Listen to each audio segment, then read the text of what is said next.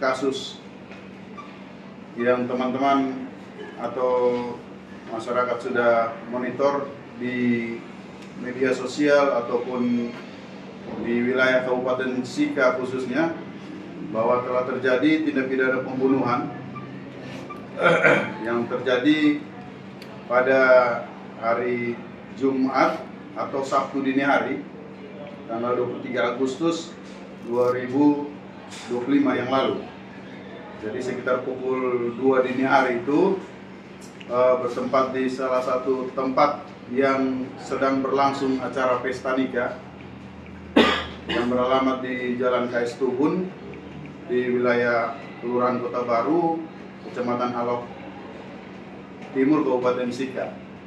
Nah, yang mana di situ saya sampaikan tentang kronologis perkaranya,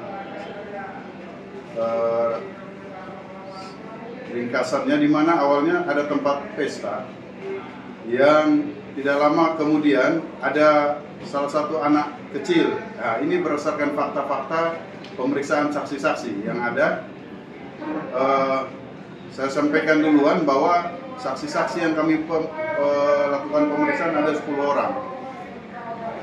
Jadi terdapat di dalamnya ada 3 orang saksi anak yang masih umurnya di bawah 18 tahun dan 7 orang saksi dewasa. Di dalam saksi dewasa ini ada juga pemilik pesta atau tuan pesta lah, tuan pesta, kemudian anak-anak yang juga dari pihak terduga atau tersangka ataupun dari pihak korban. Jadi kami sinkronkan dengan fakta-fakta temuan dalam olah TKP yang kami lakukan. Kami menyimpulkan dan kemudian menetapkan 1 orang tersangka. Jadi sebelumnya kalau teman-teman lihat di media sosial bahwa ada 4 orang yang sebelumnya diamankan, tetapi dari hasil pemeriksaan yang kita lakukan, kemudian temuan fakta olah TKP di lapangan, kami kemudian menetapkan 1 orang tersangka dan 3 ini sementara kami dalami. Kami juga melakukan mengarahkan untuk wajib lapor 3 orang itu karena pemeriksaan perkembangan penyidikan masih terus berlangsung.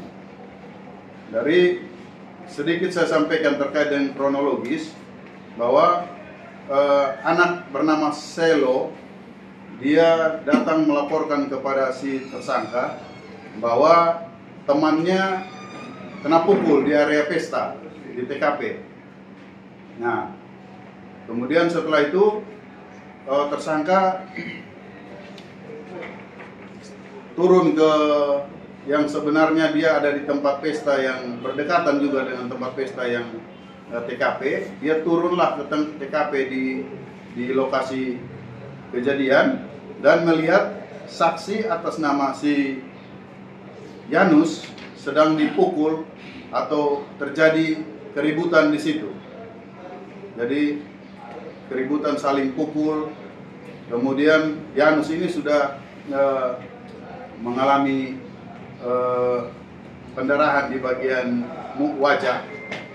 Nah, atas dasar dia melihat itu, dia kemudian masuk ke arena pesta di TKP itu, kemudian langsung bergabung dalam kejadian perkelahian yang ada di tempat pesta itu. Jadi kondisinya sudah di dini hari dalam keadaan mabuk, kemudian terjadi saling pukul atau perkelahian, dan pisau yang dibawa di pinggang sebelah kiri kemudian dicabut, langsung dihujamkan ke arah korban. Di sini ada 3 orang korban, 1 orang meninggal dunia, inisial AM, kemudian yang 2 mengalami luka sayat, luka tusuk, ada 2 orang, inisial SLN dan SCS yang sementara dirawat dan infonya kemarin sudah dipulangkan dari rumah sakit. Atas kejadian itu kami kemudian menerapkan sangkaan pasal 338 KUHP, subsidiarnya 351 ayat 3 KUHP pidana dengan ancaman paling lama 15 tahun penjara. Jadi kami sampaikan kepada teman-teman bahwa tindakan yang telah dilakukan, kami dari awal mendapat laporan tentang kejadian, kami turun TKP, kemudian melakukan olah tempat kejadian perkara. Dan dari hasil olah tempat kejadian perkara itu kami menemukan fakta-fakta di lapangan. Adanya bercak darah, adanya botol minuman keras, adanya kursi peralatan pesta yang dirusak dan hancur berkeping-keping. Kemudian dari hasil olah TKP itu kami mengamankan barang bukti yang langsung maupun tidak langsung berhubungan dengan tindak pidana yang terjadi, yang adalah satu sebilah pisau yang diduga digunakan oleh tersangka untuk melakukan pembunuhan atau menikam para korban. Kemudian juga ada lembaran baju, kaos warna hitam, dan juga celana panjang jeans yang digunakan oleh tersangka.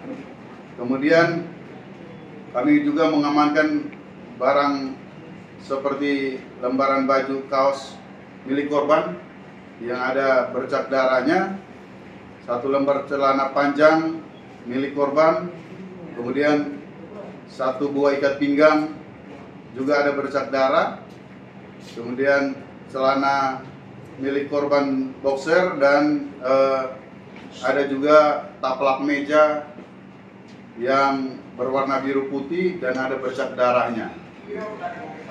Jadi barang-barang yang kami amankan ini diduga ada kaitannya dengan tindak pidana yang terjadi, baik langsung maupun tidak langsung.